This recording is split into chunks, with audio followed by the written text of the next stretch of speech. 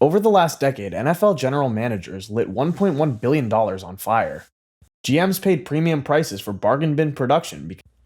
Let's start with the guys who didn't even make it out of the parking lot. Number 10, Devin Funchess, Indianapolis Colts. Chris Ballard called this a prove-it deal. Devin Funchess proved something in 2019, just not what the Colts were hoping for. He lasted one game, caught 3 balls, then broke his collarbone and was done. $10 million, one game. Run the math. That's $166,000 per minute of football. That's more expensive per minute than a Super Bowl commercial. The Colts paid premium ad rate money for a player who disappeared before the second week of the season. Ballard had full access to Funchess' injury history coming out of Carolina. He knew the risk. He signed him anyway because the Colts had lost their entire receiving core and the panic of "we need a body" overrode every rational evaluation. This is the first trap on this list: desperation spending. When a GM is scared of being empty at a position, he stops evaluating talent and starts buying presents. Any presents. Funchess wasn't a solution. He was a $10 million placeholder who shattered in the parking lot before the season even got going. A minimum salary veteran would have been a better bet. Instead, the Colts paid franchise receiver money for 60 minutes of football and a roster spot that sat empty for the next 15 weeks. Free agency rewards urgency. That pressure turns medical risk and fit risk into afterthoughts. Number 9, Matt Flynn, Seattle Seahawks. Matt Flynn is the purest example of liquid marketing in NFL history. One game, one incredible performance against Detroit in 2011, 6 touchdowns, 480 yards. The Seahawks saw that box score and decided Flynn was their franchise quarterback, handing him a 3-year, $26 million deal. Then reality hit. Flynn got beat out by a third-round rookie named Russell Wilson before Week 1 even started. He never became the starter. The Seahawks paid $26 million for a backup they didn't need because they fell in love with one game film instead of evaluating the entire body of work. Flynn looked good in Green Bay's system because Aaron Rodgers made that system work. The Seahawks paid for the Packers' offensive scheme, not the actual quarterback. Number 8, Kirk Cousins, Atlanta Falcons. Atlanta gave Kirk Cousins a 4-year, $180 million contract in 2024. He was 35 years old. He was coming off Achilles surgery. And 6 weeks later, the Falcons drafted Michael Penix Jr. in the first round. The Falcons didn't believe in Cousins enough to skip taking a QB in the draft, and they still backed him with massive guarantees. $90 million fully guaranteed, plus $10 million in injury protections. That was panic spending. Cousins is premium blandness. He can produce big totals, but his ceiling has followed him for years. Atlanta paid top of market money for that ceiling, then drafted his replacement right away. That $100 million guarantee means the Falcons are stuck. They can't move on without eating a massive dead cap hit. They paid for safety and got a ceiling they can't break through. Quick favor, I'm on a mission to hit 1,000 subscribers. If you're enjoying this so far, hit that subscribe button and be part of the team before game day. Number 7, Nnamdi Asomugha, Philadelphia Eagles. The 2011 Eagles were supposed to be a dream team. They signed Nnamdi Asomugha to a 5-year, $60 million contract with $25 million guaranteed. He was coming off 3 straight Pro Bowls in Oakland, where he played lockdown man coverage and shut down half the field. Then the Eagles asked him to play zone.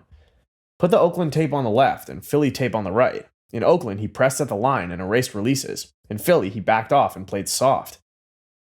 It's like buying a sports car and only driving it in first gear. Asomugha was built for man coverage. He thrived on pressing receivers at the line, using his length and physicality to suffocate routes.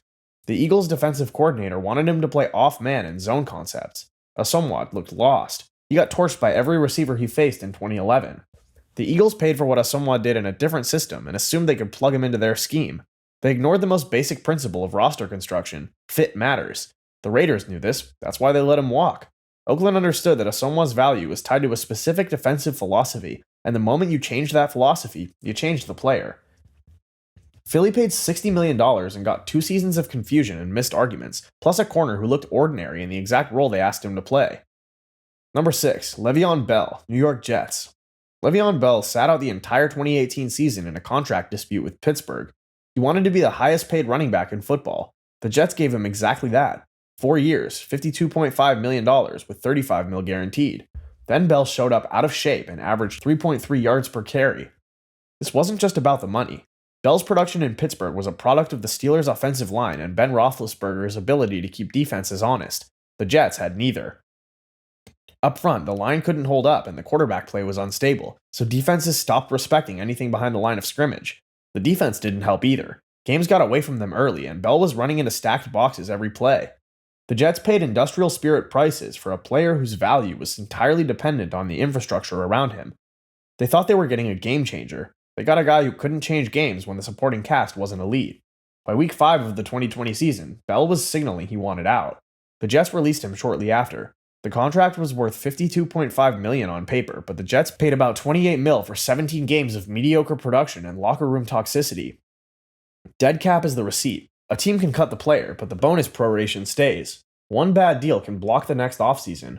Number 5, Kenny Golladay, New York Giants. The Giants gave Kenny Golladay a 4-year, $72 million contract in 2021. He had back-to-back 1,000-yard seasons in Detroit and led the league with 11 touchdowns in 2019. The Giants needed a number 1 receiver. Golladay was supposed to be that guy. He caught 0 touchdowns in his first season. Not one. Not even a garbage time score in a blowout loss. He played 14 games and finished with 521 yards and 37 receptions. The Giants paid him nearly $1 million per catch.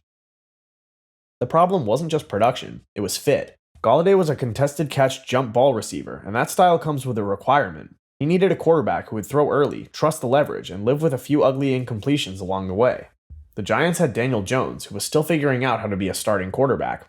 Golladay couldn't create separation, and Jones couldn't consistently deliver the ball in tight coverage. The Giants paid for Detroit's offensive scheme instead of the actual player. They ignored the fact that Matthew Stafford made Golladay look better than he was. When you remove the elite quarterback and the scheme that maximized his strengths, you're left with an expensive receiver who can't get open. The Giants released Golladay in 2023 and still owed him $4.5 million. He never played another NFL snap. Number 4, Brock Osweiler, Houston Texans. The Texans gave Brock Osweiler a 4-year, $72 million contract in 2016 with $37 million guaranteed. They thought they were getting a franchise QB. They got a backup who looked competent standing next to Peyton Manning. Osweiler went 5-2 as Denver's starter when Manning was injured in 2015. The Texans saw those wins and convinced themselves they'd found their guy. They ignored context. Osweiler was playing behind one of the best defenses in football, with a running game that controlled the clock and a coaching staff that knew exactly how to hide his limitations. Houston didn't have any of that. They had a mediocre defense, no running game, and a coaching staff that expected Osweiler to carry the offense. He couldn't. He threw 16 interceptions in his first season, got benched for Tom Savage mid-year, and looked completely overwhelmed in the playoffs. The Texans paid $72 million for a quarterback who was only functional in one specific situation.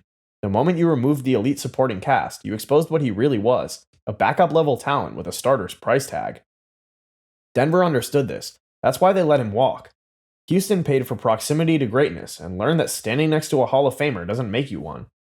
The Texans traded Osweiler to Cleveland after just one season, attaching a second-round pick just to get out of the contract. They paid $37 million for 14 starts, 1 playoff win, and 1 playoff loss. Number 3, Russell Wilson, Denver Broncos.